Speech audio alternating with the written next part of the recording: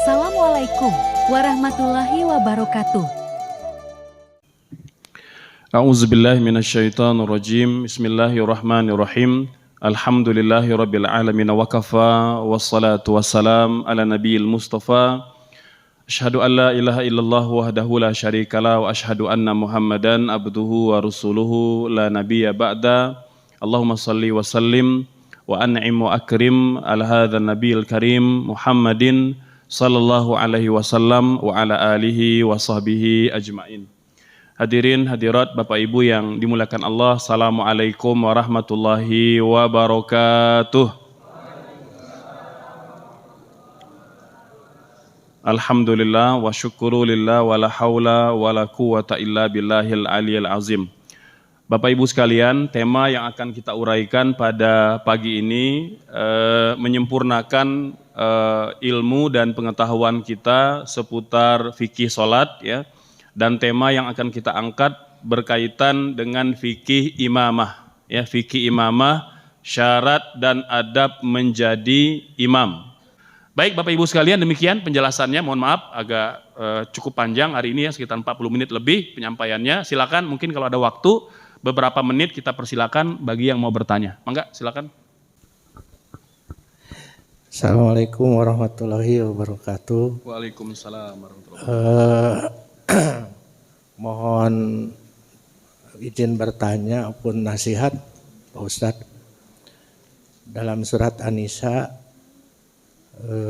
dinyatakan bahwa ya ayyuhallazina amanu atiullaha wa atiur rasul wa ulil amri minkum.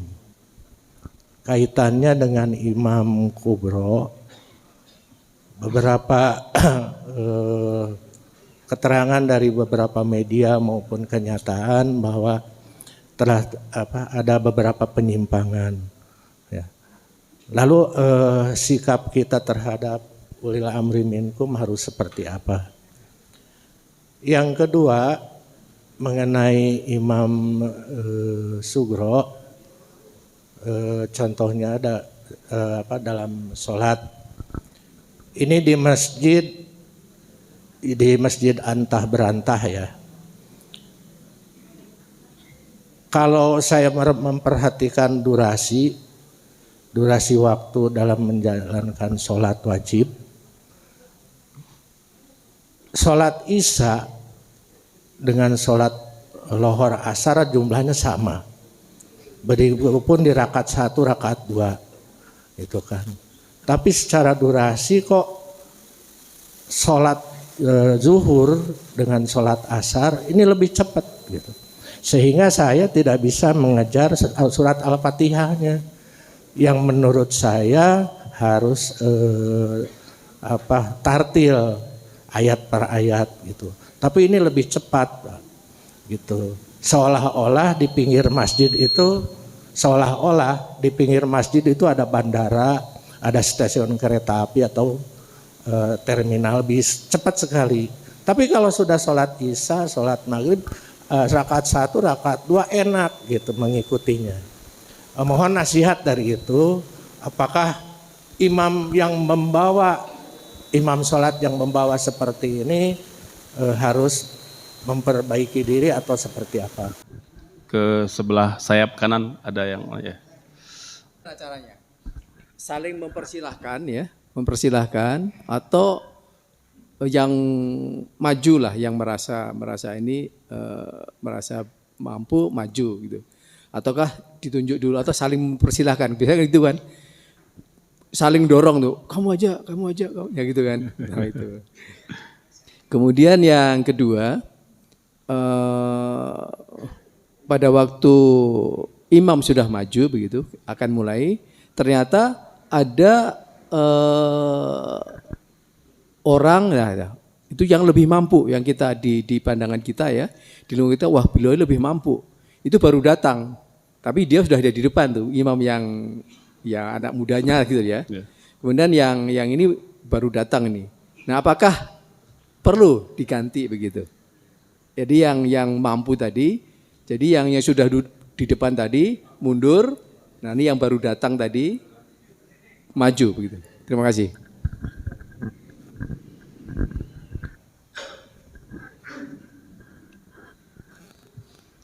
Dari Ibu ada? Silakan.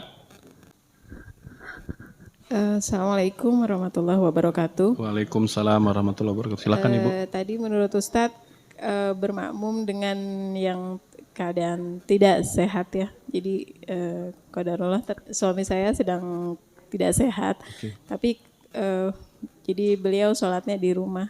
Yeah. Jadi kami bermakmum gitu ke suami yang sholatnya tidak sempurna itu gerakannya, maksudnya tidak sempurna itu bagaimana? Apa itu ya tetap kami sholat berjamaah atau bagaimana Ustadz? Terima kasih. Assalamualaikum. Waalaikumsalam warahmatullahi wabarakatuh. Baik, yang pertama tentang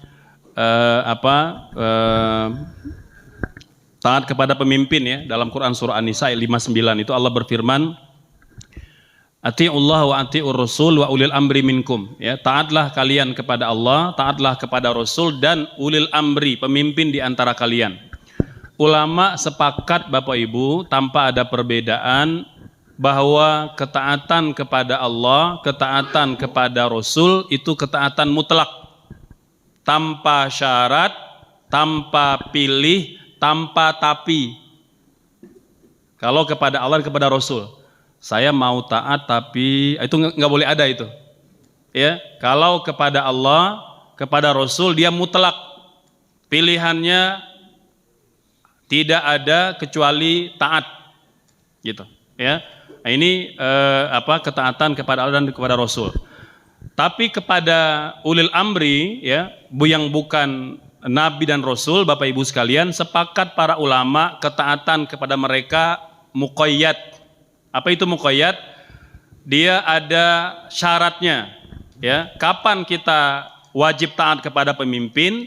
Selama pemimpinnya taat kepada Allah dan kepada Rasul. Itu satu.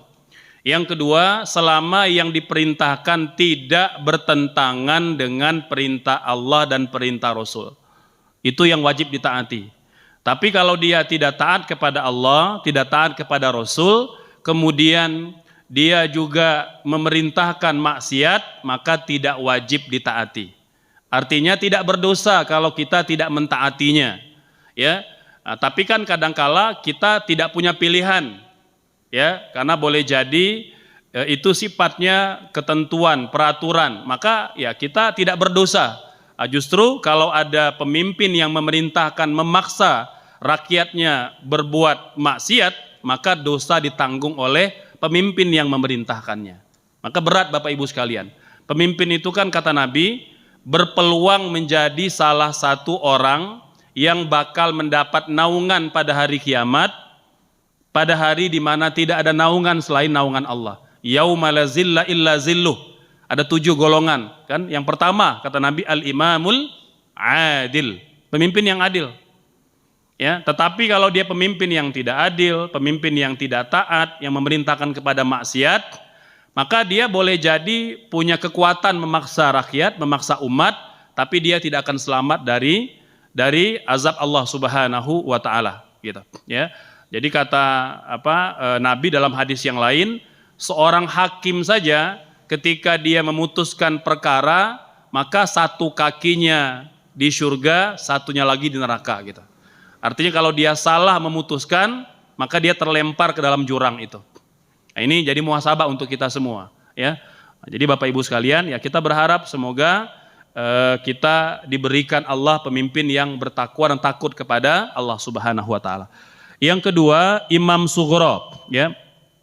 Imam yang boleh jadi terlalu cepat atau mungkin terlalu lama. Ya, Bapak Ibu sekalian, makanya memang seorang imam itu dia harus paham, ya, paham situasi kondisi makmum, gitu ya. Pertama, Bapak Ibu, sikap kita sebagai makmum dulu, gitu ya. Sebagai makmum, kalau saya sarankan kita husnuzon, dimanapun kita berada, maka ya kita harus menyesuaikan. Gitu ya, menyesuaikan, karena boleh jadi ya kita tidak kenal atau belum paham, gitu ya, kita menyesuaikan. Nah, sisi lain juga kalau sebagai imam kita juga perlu tahu adab-adab dan fikih menjadi imam. Yang pertama Bapak Ibu sekalian tadi ya, perlu tahu rukun dan adab-adab sholat. Dia tahu mana rukun, mana wajib, gitu ya, dan tahu bagaimana kalau terjadi sholat yang tidak bisa dilanjutkan. Dia harus tahu bagaimana cara mengambil sikap gitu. Berikutnya juga harus memperhatikan kondisi jamaah. Bapak Ibu sekalian, mengapa imam disunnahkan, tidak diwajibkan, disunnahkan melihat ke belakang? Itu bukan seremoni Bapak Ibu, bukan kayak jerigian gitu ya. Itu kan seremoni aja gitu. Nggak pakai, jadi orang juga bisa nyanyi lagu Indonesia Raya atau lagu apa gitu ya. Nah, jadi bukan semata-mata memandang ke belakang, tapi melihat komposisi jamaah. Nabi melihat itu.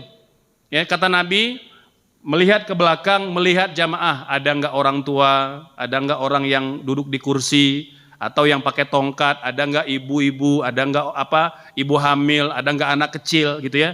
Bapak Ibu, dalam hadis yang sahih kata Nabi, setiap kali sholat, saya pengen sekali panjang sholatnya, kata Nabi. Subhanallah. Pengen sekali panjang sholatnya. Kalaulah tidak mempertimbangkan, ada orang tua, ada orang sakit, ada ibu hamil, atau ada anak kecil, kata Nabi. Jadi memang Bapak Ibu, sholat kita itu ya, kalau bisa jangan panjang-panjang, gitu ya. Dan jangan pula terlalu pendek, gitu ya. Jadi yang pertengahan lah, gitu ya, pertengahan. Maka imam harus begitu, harus paham betul ya.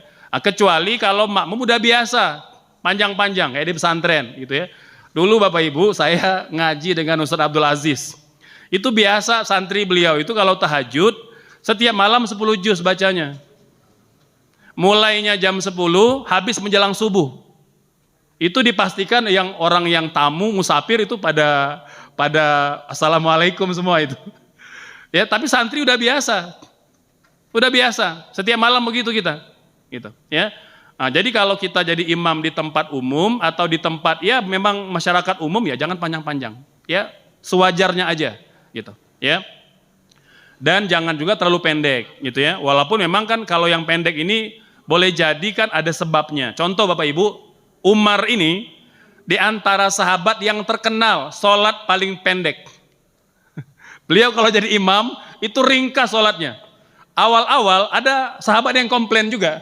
Makanya tadi saya minta kita husnuzon gitu ya. Nah, terutama kalau yang bersangkutan imamnya jarang-jarang. Mungkin kalau pas dia aja gitu ya.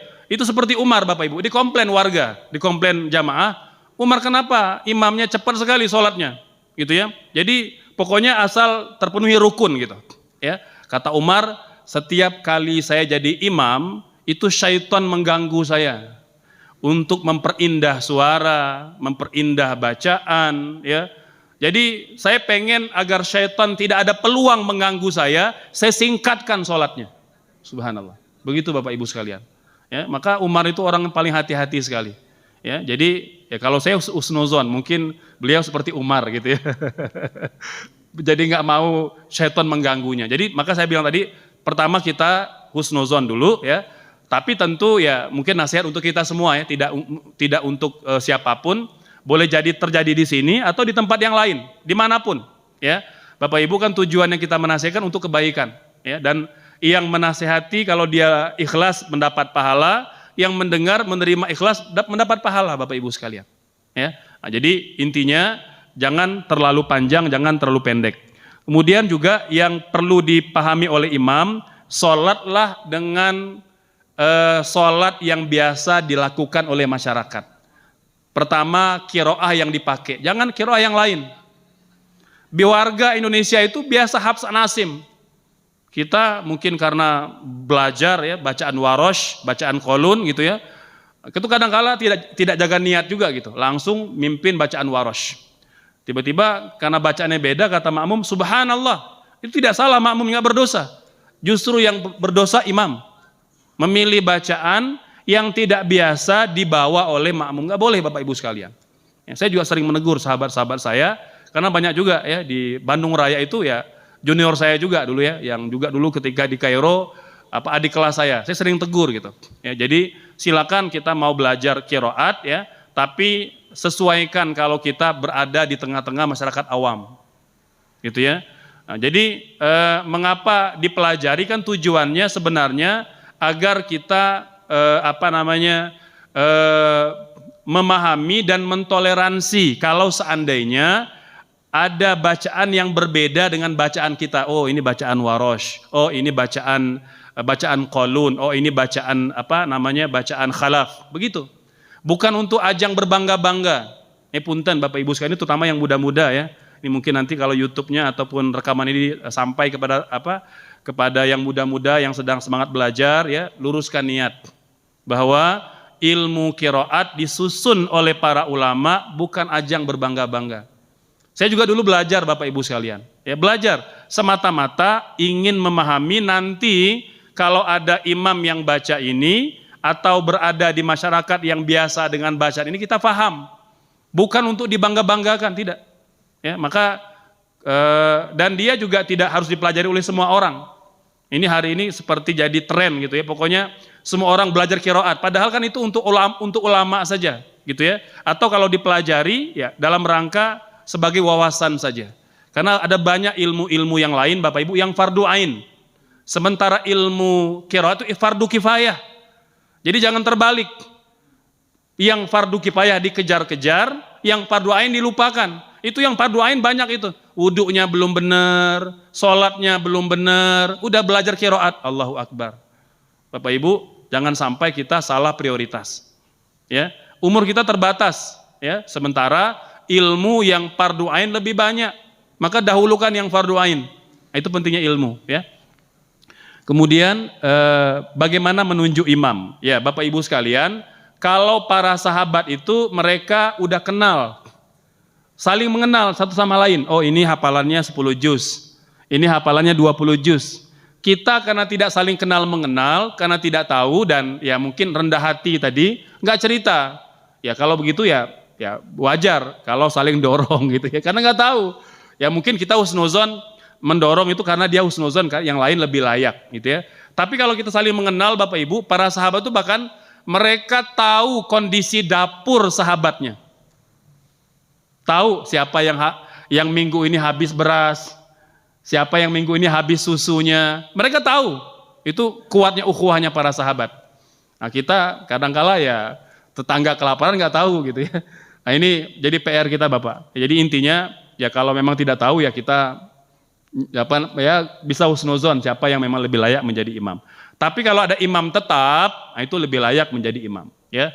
Dulu saya mendampingi mantan mufti Palestina, Syekh Ikrimah Said Sabri, ya. Itu beliau pernah sholat di Pusdai, Bapak Ibu sekalian, ya.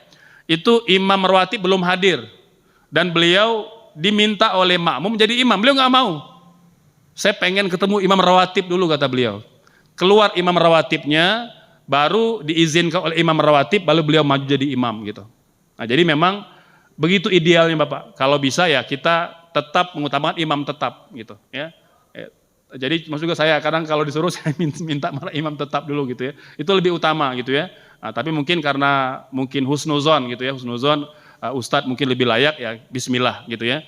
Nah, tapi memang kalau kalau memang tidak ada yang kita pandang layak, maka imam rawatib lah yang lebih layak menjadi imam tetap atau imam sholat.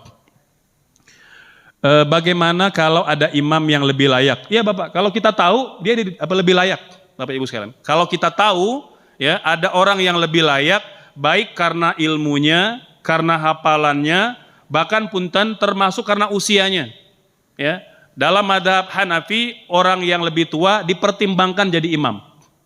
Ya, kalau memang dia dianggap berilmu, kita husnuzon, dia layak jadi imam.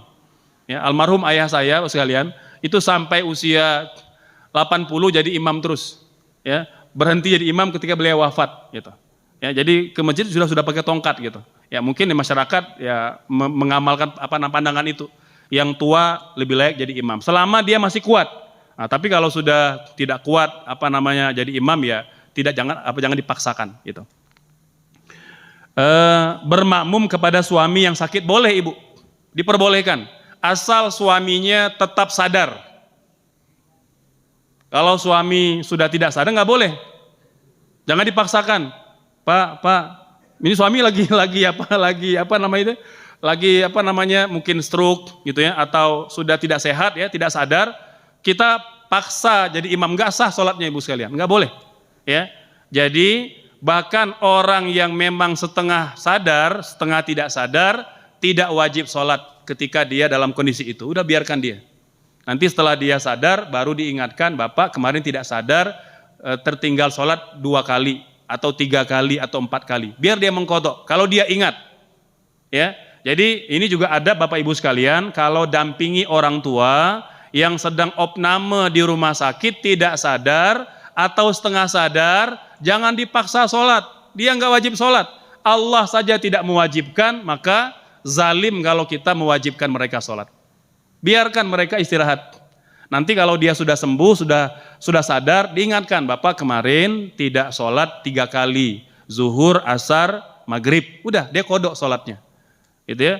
Dan kalau ditakdirkan dia wafat dalam kondisi itu, udah diangkat kewajibannya oleh Allah Subhanahu wa Ta'ala. Tidak wajib dikodok oleh siapapun, tidak oleh yang bersangkutan karena dia sudah wafat, dan tidak bisa pula oleh keluarganya. Begitu Ibu, ya. Jadi selama suami kita sadar, dan ya boleh jadi itu lebih baik ya. Jadi juga memberikan semangat pada suami agar bisa sehat segera gitu. Masih ada atau cukup? Mungkin terakhir ya, punten Bapak sekalian, dari Ibu ya, silakan, mangga. Mangga Ibu bisa singkat aja, silakan. Iya, Ustadz menyambung yang tadi, bagaimana tadi kondisinya kan memang imam itu dalam keadaan akalnya baik gitu ya, tadi kalau suaminya. Nah, bagaimana kalau misalnya si suaminya itu tidak bisa berdiri? Apakah makmumnya duduk atau berdiri? Itu aja Ustaz. Ya. Bapak Ibu sekalian, memang dalam bab ini ulama khilaf. Ulama khilaf. Sebagian mengatakan duduk bersama dengan imam yang duduk. Sebagian mengatakan oh tidak, imam tetap duduk tapi jamaah yang mampu tetap berdiri. Karena itu uzur bagi imam dan tidak boleh ada rukhsah bagi yang tidak ada kondisi yang mendesak dia harus duduk gitu ya. Jadi ada khilaf Ibu ya. Jadi kalau saya memilih pendapat yang kedua, makmum tetap dalam kondisi berdiri ya. Ini yang kami praktekkan di Al-Azhar Mesir ya, para guru kami Al-Azhar, para masyayikh itu ada, mohon maaf ya, ada yang cacat ya, ada yang di kursi roda, maka dia duduk, sholatnya kami tetap berdiri seperti normal begitu ya, wallahu alam. Baik Bapak Ibu sekalian, demikian penjelasan pada pagi ini, semoga dapat kita amalkan dan semoga melengkapi pengetahuan kita dalam bab sholat ya, dan semoga pula menjadi bagian dari cara kita untuk memakmurkan bulan Rajab, bulan yang mulia, dan semoga Allah memanjangkan umur agar kita bertemu dengan bulan Ramadan. Demikian Bapak Ibu sekalian, astagfirullah, wassalamualaikum warahmatullahi wabarakatuh.